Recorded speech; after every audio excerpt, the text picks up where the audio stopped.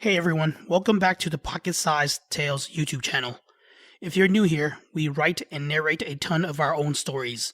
Occasionally, we'll do other things like movie and book reviews, and even animation. My name is Logan, and I am the host of this channel. Other stories I've uploaded have had elements of romance, but this is my first intentional romance story, so I apologize in advance if it's not any good. Let me know in the comments if you like it or not. Anyway, y'all already know what to do. Like, share, comment, subscribe, and hit the bell notification. Without further ado, let's get on with the story. Harmony of Hearts. It was a bitterly cold, snowy evening in November. Ty was alone in the house, snuggled underneath a fleece blanket on his couch. Curled up below him was his chocolate Labrador Retriever Wick. In front of him was his TV mounted on the wall. On the screen was the final battle from the Korean War movie Taegukgi, where Jin Tae sacrificed himself, manning a machine gun to provide cover fire for his younger brother's escape. It always remained among the most epic and moving scenes out of all the movies Ty had watched, despite seeing it numerous times. At that moment, his cell phone vibrated. He picked it up and glanced at the screen. It was a Facebook message from a woman named Kimberly Zhang. His heart skipped a beat. He only knew of one girl named Kimberly from high school. He remembered Kim as the girl many of the boys from his high school crushed on, including himself. They were once classmates and even lab partners. They also shared the same group of friends. Ty liked her a lot, but he never had the guts to ask her out. Eventually, she ended up dating a soccer and volleyball stud named Andy Thor. Ty was surprised that she remembered him at all, since he wasn't one of the popular kids. Heck, she wasn't even on his Facebook friends list. Not that it was a big one, since he hardly added anyone. Years have passed, and so much has happened since. Ty's family moved away. Everyone was now married or divorced with kids. Everyone except himself. From time to time, he'd find himself wondering about Kim. "Hey, is this Ty?" Kim's message read. He started to type out a message asking her what she needed, but deleted it. The man figured she was probably looking to use him like relatives and friends who never reached out to him until they had to make a quick buck. Ty ignored her message. He looked at the time. It was 7:36 p.m. He hadn't eaten since lunch and was hungry. "You ready to eat, boy?" "I'm starving," Ty said, scratching Wick behind the ear. He went into the kitchen to look for something to eat when his phone vibrated again. It was another message from Kim that read, "Hey, I'm at the airport and need a place to stay. Mind if I crash at your place for a few days? I don't know anyone else here." He sighed. Why couldn't she just check into a hotel, he wondered. Maybe she's tight on cash. He continued to browse his refrigerator for something to eat. His phone rang. Kim was Facebook calling him now. He ignored it, but it kept ringing. He considered turning off his phone, but decided against it. He knew he'd never forgive himself if something happened to her, especially if she was personally reaching out to him for help. "Hello?" Kim said. After there was no response, she repeated herself again. "Hello? Anyone there?" "I'm here," the man said in his gravelly voice. "Is this Ty?" she asked. "Yeah, this is Ty." "Hey Ty, how have you been?" Kim waited for his reply. When none came, she spoke again. "Are you still there?" "What is it you need?" Ty asked, getting straight to the point. I need a ride and a place to stay for a few days. You see, I'm scheduled to sing at the New Year." Ty found it amusing and laughed inside. Maybe I should be honored to have a celebrity stay at my place, he thought. He sighed, then said, "All right, fine." After exchanging information, they hung up. "I'm such a sucker," Ty said, shaking his head. Kimberly was waiting outside when Ty reached the airport pickup area. His pulse quickened, and time slowed when he laid eyes on her. She looked even better than he remembered. Even her profile picture didn't do her justice. She had eyes that sparkled with enchantment, and a smile that caused her skin to glow warmly even in the coldest nights. Kim had on a sweater with the words UC Davis printed on it in large bold letters, with black leggings and a pair of plush winter boots. Over her sweater was a parka jacket with a faux fur hoodie, with her hair hanging down the sides of her perfectly symmetrical face. Mesmerized by her beauty, he forgot to pull forward until the car behind him honked. He pulled up to the curb and parked his SUV before stepping outside to assist Kim with her luggage. "Ty, is that you?" Kim asked. He nodded. "Oh my goodness, it's been a long time. You look so different. I didn't even recognize you," she said, running over to him. She hugged him, catching the man off guard. Ty smiled awkwardly, hugging her back. Kim remembered Ty as a shy, chubby kid in high school. He was always kind to her in their limited interaction. However, the man standing before her appeared to have a solid build with broad shoulders and a beard. He reminded her of a bearded Hiroyuki Sanada from The Last Samurai. She went into the car as Ty loaded her bags. Wick was in the back seat and surprised her with a wet kiss. Startled, she shrieked until Kim realized it was a dog. Wick, say hello. This is Kim. She'll be our guest for a while. Kim, this is my roommate Wick, Ty said, heaving one of the suitcases into the trunk. Oh my god, he scared me, Kim laughed. I almost had a heart attack. Ty shut the trunk and returned to the driver's seat, closing the door beside him.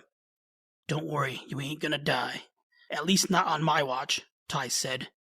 Thanks for making me feel so safe, Kim said, smiling. So you said his name is Wick? As in John Wick? Yup, the one and only. My brothers love John Wick. She proceeded to describe a scene where John kept fighting an infinite amount of bad guys. Then after a while, I was like, when does it end? I'm sitting there rolling my eyes. Like, we get it, you're a badass, Kim laughed. On the way home, Kim did most of the talking, telling Ty about her family and life after college. He found out she started a YouTube channel which began her journey as a singer. This would be her first live performance. Kim was quite passionate about her accomplishments as a singer. Her energy was infectious and her voice pleasant. Ty found himself hanging onto every word. He was amazed at how easy it was for her to open up and be herself around him, who was practically a stranger. He stopped at a diner since neither of them had eaten. So how have you been? Kim asked, looking over the menu. I want to know everything. Ty told her about his parents' divorce and how he has his own place. He didn't go into details about his family except that they weren't particularly close. Ty hardly saw his family due to the nature of his work. He told Kim about his life in the military and that he currently worked security for the army as a contractor overseas. She encouraged him to make time for his family as the future is never promised. Everyone's grown up now and just got their own things going, he said. I see, you must have been all around the world then. Here and there. How do you like it? It's okay, it pays the bills. Are you working now? Not at the moment. I'm actually taking a break. That's perfect. You can go to the performance with me. Kim's eyes lit up with excitement. Ty didn't know why he had to be there. Besides, he hated large crowds. He took a sip of his water and said, We'll see. What do you mean? Who will drive me around? Ty paused for a moment, then said, I'm not familiar with how these things work, but I would imagine they treat y'all like royalty. You know, providing y'all with hotels, drive y'all around and stuff. Kim laughed. That's Hollywood. Hmong people don't do that unless you're from overseas. We Hmong Americans still have to pay our way. I'm sorry, I guess I must have been living under a rock. Living under a rock has its perks too, she said, laughing. The comment made him smile inside. So, are you seeing anyone? Ty asked. Why, do you know someone? Ty blushed.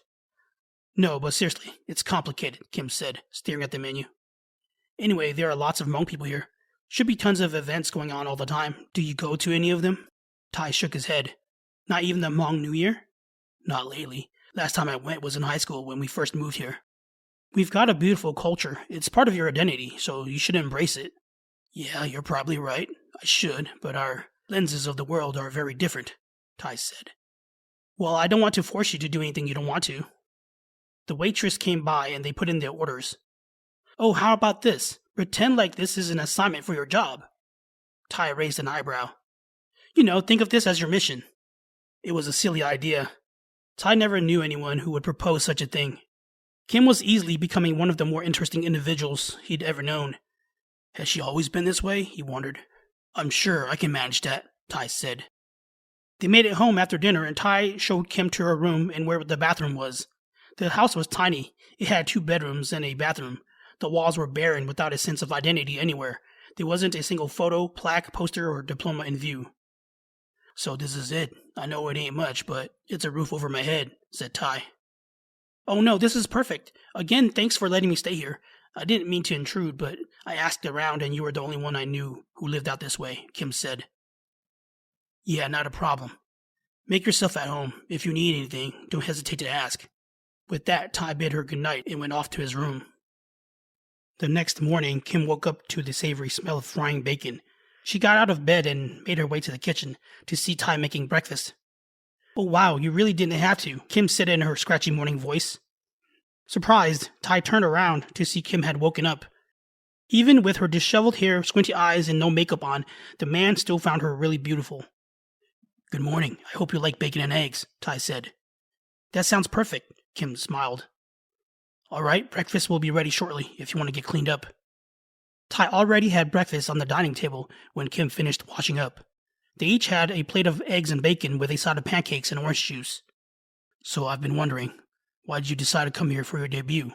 Tai asked, swallowing a spoonful of eggs. "Why not? It's November and you could perform at any of the other New Year festivals in California. Could have saved on airfare, plus it's cold as hell here." "Why, is this a problem?" she asked, seemingly annoyed with the question. "No, just curious is all." Tai felt he had struck a nerve. There was a tense silence as they ate their meals.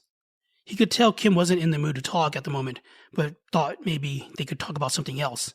Finally, the man cleared his throat and spoke. "Anyway, what's your schedule like? We should be planning for that," Tai said. Kim reluctantly replied, going over the date, time, and address she had scheduled. She was even going to have a booth set up to meet her fans and followers at the Minnesota New Year. Kim sighed, then said, "Look, I'm sorry for being rude earlier. It's just I wanted to perform at the other festivals, but things didn't work out like I thought, which is why I'm here." "It's not a problem. Welcome to the North." Tai felt whatever happened was much deeper than she let on. Changing the subject, Kim asked, "By chance, do you happen to have a Hmong outfit?" He shook his head as he chewed his food. Tai didn't know why it was important for him to dress up if he was just going to be driving her around. What is she up to, he wondered.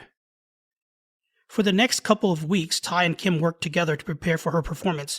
He drove her around town for some last-minute things, while helping her pick out an outfit for her performance. She even tried it on for him. He gave her feedback during her practices at home.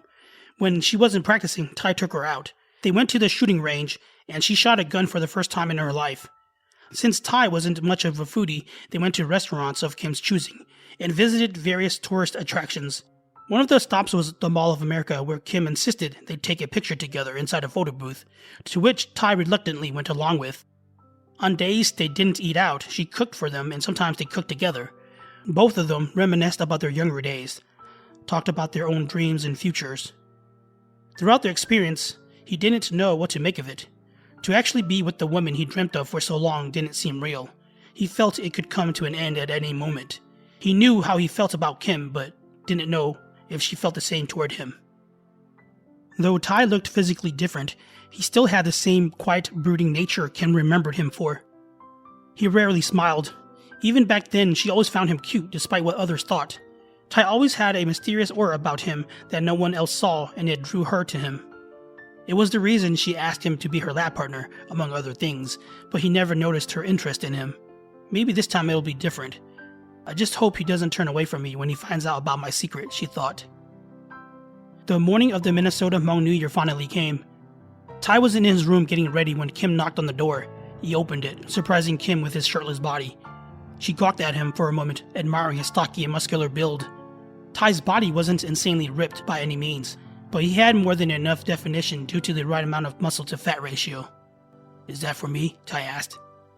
The question snapped her out of her daydream. "Sorry, yes, this is for you," she blushed, handing him a folded set of traditional Hmong clothes. "This is really too much. You shouldn't have," said Tai, eyeing the black outfit in his hands with genuine appreciation. "I really want for us to match," Kim said. Flustered, she ran back to her room before Tai could thank her. He recalled the day they went to Hmong Village.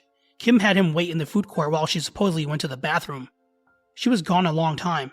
Kim must have gotten it on that day, the man thought. He smiled, cherishing the thoughtful gift he had received, and held it tightly against his chest. At the New Year's festival, Tai mainly stood off to the side, and on occasion took photos of Kim and her fans, which he didn't mind as long as he wasn't in the spotlight. That was until a group of 6 young women stopped by. After talking and taking some photos with Kim for a bit, one of them asked, "So is that your boyfriend? We've all been wondering." Surprised, Tai looked up and all eyes were on him. "No, he's not my boyfriend." Upon hearing those words, Tai was crushed. Embarrassed, he looked away to avoid their eyes. Of course, why did I ever think she would care for me the way I cared for her? Kim went over to him and wrapped her arms around his. "Niyakudupe," He's my hero, Kim said in Hmong, smiling as their eyes met. Her irises were like a window to her soul. As Tai submerged himself deep within Kim's gaze, he could have sworn he saw the answer he'd been looking for all along. "Aw, you look so good together," said one of the women. "I'm so happy for you," said another. They all giggled. After a few minutes of chit-chatting, the 6 young women bid Kim and Tai goodbye. Tai wanted to believe there was something between them, but he couldn't due to his past traumas. If this was all an act, she was one hell of an actor. There was only one way to find out. "Sorry," she said, letting go of Tai's arm after the 6 women were gone. I don't know why I did that." Tai smiled, letting her know it was okay. "Hey, we've been at this for hours. Let's take a break," he suggested. Sounds good," Kim replied, avoiding his eyes. Tai led the way, taking a hold of her hand. He expected her to shrink back, but she didn't. In fact, she tightened her grip on his calloused hand. Tai smiled fondly at her, and she at him. It was as if both their hearts were finally in harmony with one another for once. Later that night, Kim sang on stage wearing the long-fitted white and silver sequin dress Tai picked out for her. She looked dazzling in it, with her matching heels and diamond tassel earrings. The man doubted anyone looked as gorgeous as Kim that night. Even though the songs she sang on stage weren't her own, Kim still sounded amazing. As Tai waited in the stands for Kim to finish, he overheard a conversation from the 2 women in front of him. "I heard that singer up there is having marital problems," said the woman on the left. "Yeah, supposedly it's the reason she's here," said the woman on the right. "Well, I can't say I blame her because I'd probably be doing the same thing, to get away from all the madness," the woman on the left said. Tai's heart sank to his stomach. He couldn't believe what he was hearing. 1,000 things raced through his mind, and Tai walked away. When Kim was done with her performance, she exited the stage looking for him, but he was nowhere to be found. She waited for him at their designated spot, thinking he had gone to the bathroom. Almost an hour had gone by, and still he hadn't come back. She called and texted him repeatedly, but he never responded. Kim grew concerned and went around looking for him. Finally, he called her back. "Where did you go?" Kim asked. "I'm around," Tai said. "Where are you?" she asked. Ignoring her, Tai asked, "Is it true?" "Is what true?" "That you're married?" Kim gasped, and there was a momentary silence. A lump began to form in her throat. Her heart hammered loudly in her chest.